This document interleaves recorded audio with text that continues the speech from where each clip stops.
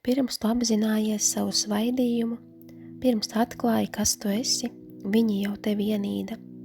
Kad tev nebija nekā, tu sev neļāvi būt redzamai, kad biji aiz slēgtām durvīm, cieti no nemiera, raizēm, pat nevēlējies iziet no mājām, viņi tevi jau tad ienīda.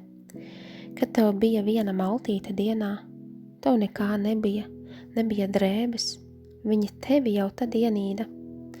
Ja viņi tevi ienīda jau tad, kad tev nebija nekā, centās tevi apspiest, norobežot, tad, kas tev tagad liek domāt, ka viņi tevi neienīdīs tagad, kad tu atklāji, kas tu esi?